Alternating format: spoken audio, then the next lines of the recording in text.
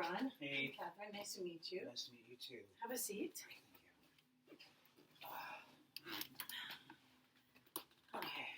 So, before we get started, I have a consent form for you to read through. It just explains that I'm conducting a counseling interview for an assignment. Okay. And what I'm doing is demonstrating the skills that I've learned in the course. And I am video recording, as I had mentioned before, but I'm just recording myself for my instructor to look over, and it will be posted onto YouTube, but it will be private. Okay. And private only for the my instructor. Okay. But again, there will be nothing that would identify you. And the video will be strictly on me. So if you could just take a look at that and sign it. And then if you have any questions, let me know.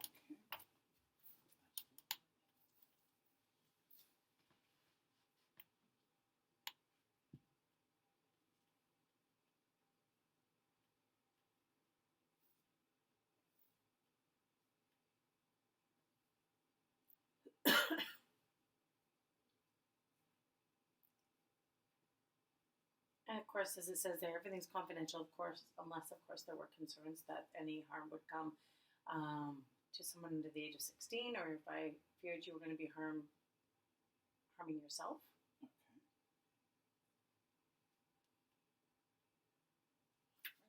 Great, thank you. Any questions about that? No. I'm ready whenever you are. Okay, great. Okay. So why don't we start a little bit, again, if at any point you're uncomfortable with anything, you just let me know. If there's something I've said or explained and you're not clear on what it is, just ask me to go over it again. This is a safe space, so please feel free to discuss anything or let me know if you're not comfortable with anything. Okay, sure. I'm hoping that I can get to know why you're here and give you some things to work on before you leave. Okay. So why don't you tell me a little bit what prompted you to come? What prompted you to call and meet with me? Well, a lot of it has to do with my current employment situation. Okay. I work as an office manager for a Fortune 500 company. So it's a big office. It's over 200 people. So I'm basically the caretaker, custodian / babysitter. Babysitter, okay. Yeah. For a large group of people. And I've been doing this for a little while. How long? Roughly about 3.5 years now. Okay. And I'm kind of reaching a breaking point because I feel that, I've been putting in a lot of time, a lot of work, and a lot of myself into this job, and I don't feel like I'm getting anything back. In an office of over 200 people, I feel very much alone. I don't feel like part of a team, and it's really starting to affect me on a personal level as well. So you mentioned a breaking point. Can you describe what do you mean by breaking point? What does that feel like to you? Well, it just, I guess, is the idea that it's like I can put up with a certain amount. Like I guess I have a threshold, and I've been putting up with a lot of feelings and a lot of negativity for a very long time. But I've been telling myself that it's okay, that it's fine, and I'm now kind of at a point where I'm not okay. Okay, so what you're saying is that you felt these negative feelings, and if I'm not understanding it or I said something incorrect, please let me know. So you feel negative. You've been feeling this for a while. Yes. And kind of allowed it, but now you're telling yourself that this negative feelings, this negativity is not okay. This is not something that you should be feeling. Yes, that's exactly what it is. Okay. Yeah. And you had mentioned that a couple of times you mentioned that it was a big office and 200 people, and that seemed to really stand out with me. What is it that makes you, do you think, mention the vastness or the size of the office? Well, I think it's the fact that I look at this gathering of people, and everybody seems to have found their little, their networks. They're all part of like a cohesive whole, and I don't feel like that. I mean, people are friendly enough, as any workplace should be, but I do feel a lot of the time that a lot of eyes are on me. Eyes are on you, okay. Yeah, I feel like a lot of what I'm doing is being judged like all the time. Okay. I know there are discussions. With every job that gets done, there's focus on something that hasn't been done yet or is in progress. And there's all kinds of reasons for that, and some are valid, some are not. But I just feel like the stuff that gets done is kind of treated as, oh, well, he's doing his job. But the stuff that doesn't get done is looked at without knowing how these things work, without knowing how, what's involved in getting certain things finished in the office. And I just feel like there's so much focus on the negative that gets back to my superiors, and nobody knows just how hard I'm busting my ass to do these things. Right. So you're saying that a job will be done, and it's recognized. Oh, okay, he fulfilled that. He fulfilled A, B, and C, but D and E weren't done. And are you, so you're saying there's focus on the D and the E? Yes. So, but let's go back to when you do get things done. Are you? You said, I believe, something to that. Oh, well, he's doing his job. So, do you mean that there's no notice of it? Are you recognized for getting those parts done? There are occasions where it's done. There are things set up within the framework of the company to acknowledge when somebody's done a good job, or to give a commendation. But as far as the balance between the commendations and the, behind my back correspondence with my boss, with my supervisor, it's about balancing the scales. If I know that I'm doing a good job, then I feel you basically you live on what you're fed, and I feel like I'm being fed nothing but the negativity, nothing but the notes for improvement, whereas there's no recognition for the stuff that I am working on. And some of this work is really hard, and I'm an army of one. I have to do it on my own. But there's some recognition. You said sometimes when there's a job well done, and have you been recognized for that? I think maybe once or twice. Once or twice. Yeah. Okay. And obviously there's been more jobs that you feel you should have been commended on. Yeah, I think there's a lot of extra stuff that I've been doing, outside of the expected, and I did. It's not even that I want the recognition for that. It's that I want that balance. I want to feel some kind of balance where it's like, I don't need a gold medal for doing my job, but cut me some slack when things go wrong. Okay, so what I hear you saying is that you're doing the job. There are things you're doing well, and you are going, you said, above and beyond.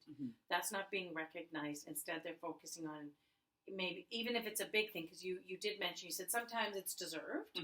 That, yes, okay, I was deserved that, I forgot about that, but that there's too much focus on what didn't get done. Yes. And you had mentioned it's a big office, and I think I get why you're mentioning the vastness of it, aside from the networks, but also you said you're one person, so you're the only person doing those jobs. Is that my understanding? That's right. Yes. Okay. Well, let's go back. If it's okay with you, let's go back to the network. Let's because that is obviously something that seems to be something you're concerned about. You said that people kind of have their networks and people are friendly, but you don't kind of feel like you have your group within work. Are you satisfied with that component outside of work? Is that a theme? Sorry, it's kind of a running theme. I feel, I feel like alienation is kind of a recurring theme in my friendships. Alienation, okay. And I find it's usually in bigger groups. I have close friends. I have separate close friends that I can count on one hand, and I'm happy to have them. But anytime it comes to any kind of group social environment, I feel like the odd one out. Okay, and are you? Do you have a lot of opportunities to be in groups and you're aware of this happening? Yes, in this job and the previous job I held before that, there was always this sense of, like when you walk into a room and you see somebody and like they're being polite to you, but you can sense that awkwardness, kind of like, oh, do I really have to talk to him? Yeah, okay. That happens a lot. So you're picking up on something from I'm those picking people. up on a vibe where it's like it's surface level conversation. There's no attempt to connect. You can tell that they're kind of saying things to speed things along and kind of get out of that situation. Right. It's something that I really picked up on the previous job, and I'm probably a little more hypersensitive about it now. Okay. So, but you had mentioned that you have some close friendships, and that the groups are harder. So do you think, is this something that you really want? Are you feeling like you want to have the connection in large groups? Or is it just, are you uncomfortable in large groups and feel like you should be more comfortable? I just wonder, is it something you want, or is it something you feel like you should feel comfortable in? See, I used to think that I wanted it. I used to think that I wanted to belong. Like a friend of mine once said, your vibe finds your tribe, and I used to really believe that. Maybe it's not really what I'm looking for anymore. Maybe trying to fit into a group that I don't belong in to begin with. Maybe that's a sign right there. I don't know. And sometimes we feel pressured because I think it's out there. Mm-hmm. We feel like, oh, look at that group of people having such a great time. I want to feel that. Yeah. And we make assumptions that it's easy for them. But they could be experiencing what you are. They're not comfortable.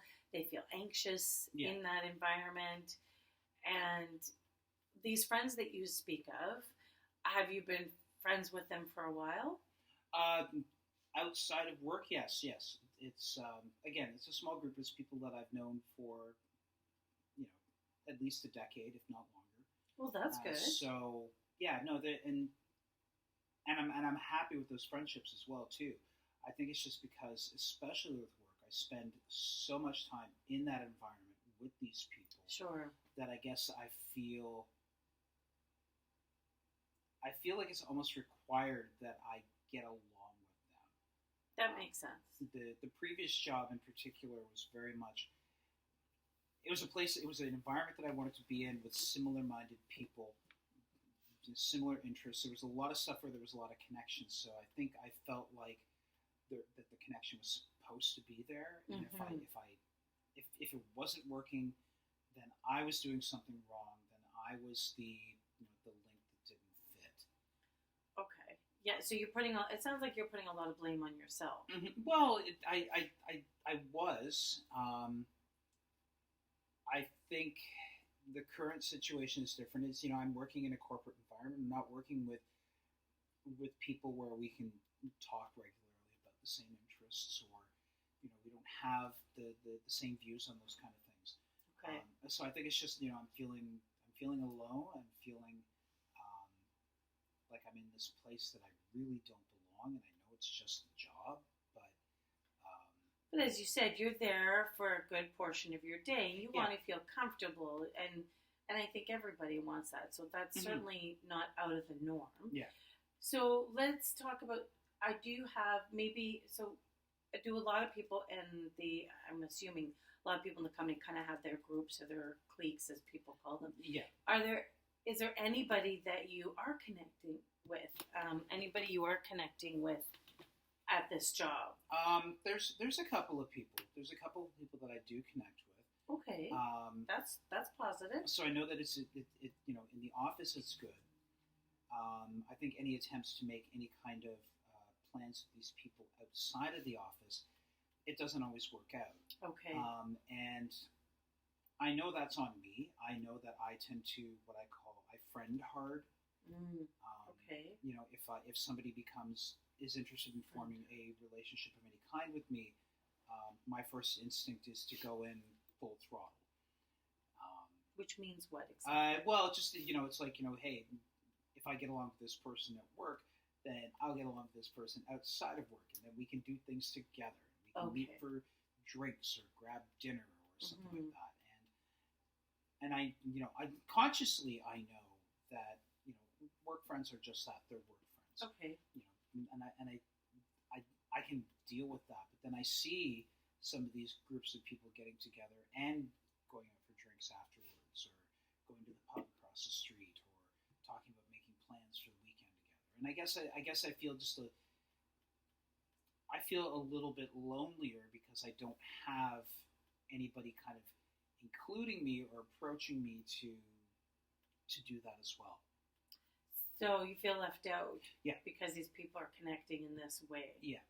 And what kind of an impact is that having on you in general? I know it's affecting my work. I know it's affecting my mood when I go in from 9 to 5, Monday to Friday. I feel like I'm just punching the clock, and my interest in doing my work is somewhat minimized. And I know it's, I have to keep the social separate from the professional, but considering my travel time and even extra time staying around for construction jobs and waiting for contractors and going in on weekends to take care of things, Excuse me. I just feel like I'm putting a lot into it and I'm not getting anything out of it. Okay, it sounds like you're dedicated to your job. If you're going on weekends or staying around, as you mentioned, for construction workers or contractors to come in.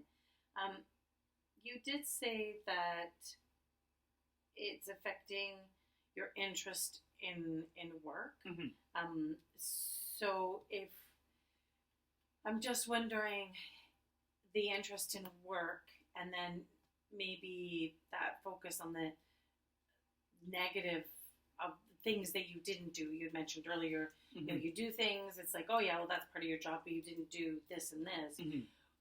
And you said some of it was deserved. Is there maybe a connection between not getting some things done that should have been done and your mood for work? Or do you think those are totally separate and haven't been affected? I mean, I think that your mood at work is obviously affected by the focus on the negativity. Yes. But I wondered if there were some things that you hadn't completed. Is that a result of your lack of interest in work? That is, maybe you're missing some things in those jobs or those tasks? I would say it's a portion of it. I would say that it's definitely part of it. Mm-hmm. I think part of it as well is feeling overwhelmed. Overwhelmed by? Overwhelmed by the demands, overwhelmed by expectations, Okay. By feedback. There are team managers that work within the building. So within the office, there are departments, and each department has a head, and they all report to the general manager. Okay. And so what's happening is I'm hearing a lot of stuff from my supervisors at head office, where it's like, well, so and so said this, and so these people have been talking about this, and I think what kind of, well, pardon my French, pisses me off is the notion of, how about just approaching me? Like, I'm right in the building, I'm right there. If you've got a problem with me, if something's not done, if you feel that I need to escalate something, it could be something that is totally off my radar because I'm focused on 3 other jobs and I'm trying to get done.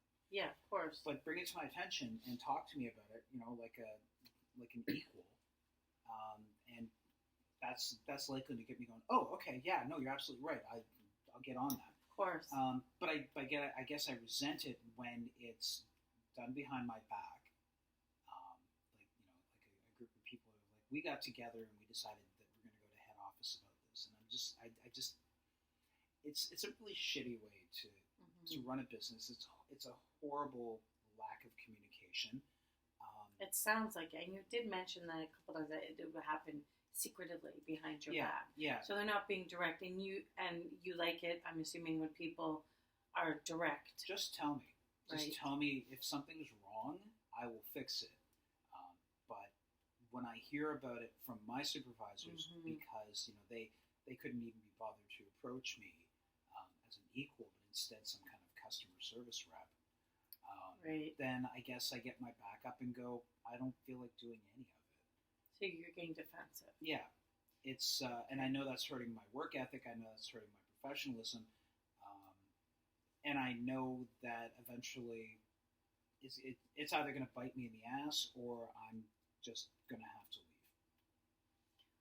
So I'm wondering, so you hear of people saying something, do you know, I would imagine that based on what's mentioned, you know which team manager. Oh, absolutely. So have you tried approaching these team managers to have a conversation about this?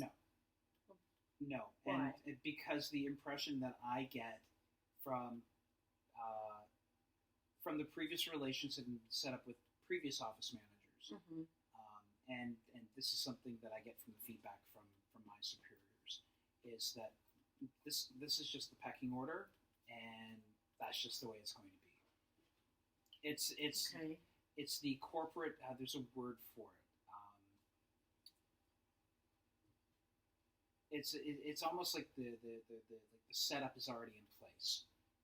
So this is the way things are done, and this is the way it's always been. Yeah.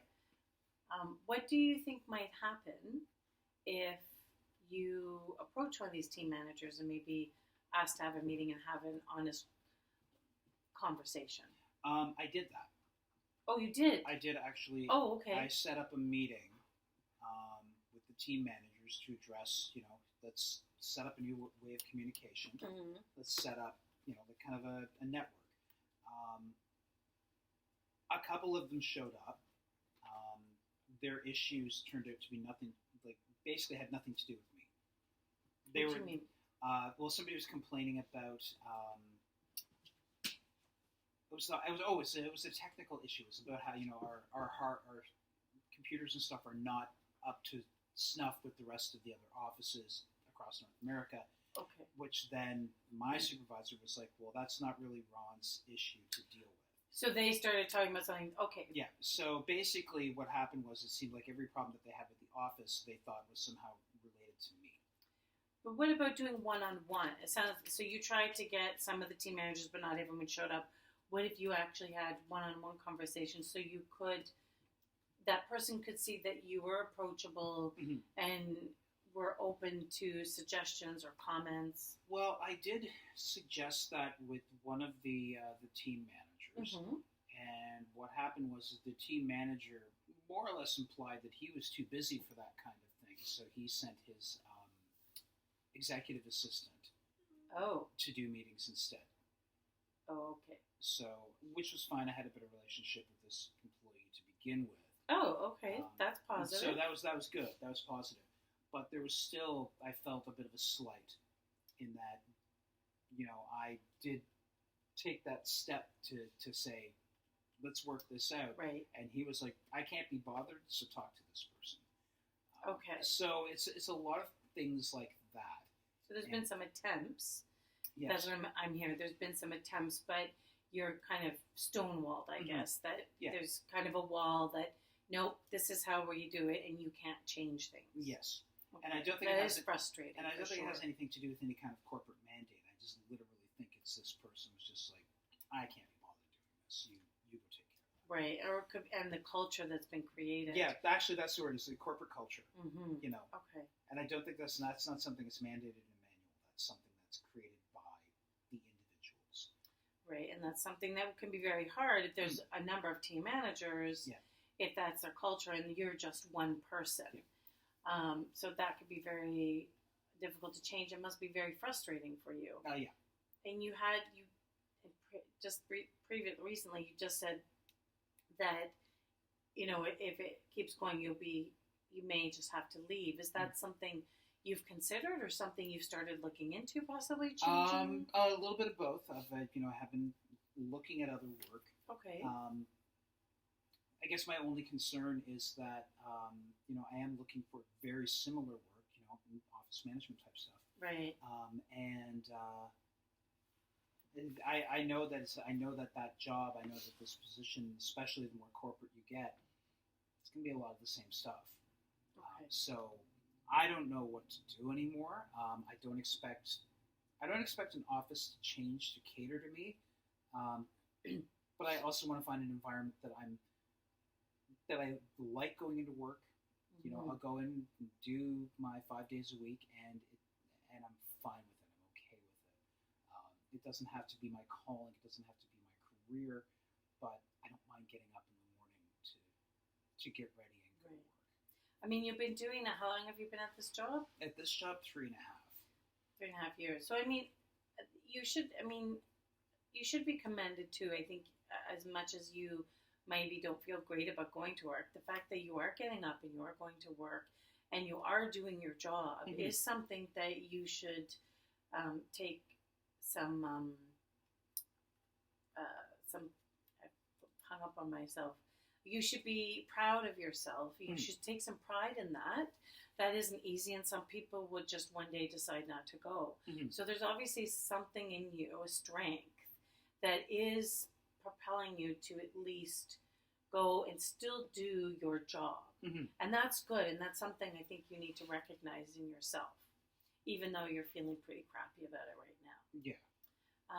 You had mentioned that the team managers, I think executive assistant, Yes. that you have a good relationship with that person. Is that something that you could maybe develop, or can you reach out to this person so that maybe you feel a little more comfortable with someone at work? I have been working on that, and it's actually been going very well. Oh, great! I find that the communication is much better. Sorry, communication between the two of you, or within the... Oh, okay. Yeah, between the two of us. Okay. Yeah, so that does help. So you find at least that's something, a person you at least maybe look forward to seeing at work? Can you have lunches together or anything like that? Occasionally we'll grab coffee, or we'll cross paths and we'll talk. Okay, so that's good. So there's something that's building there, which is good. So I am trying to focus on the positive side of things, but there's that part of my brain that just is still like angry and resentful. Okay.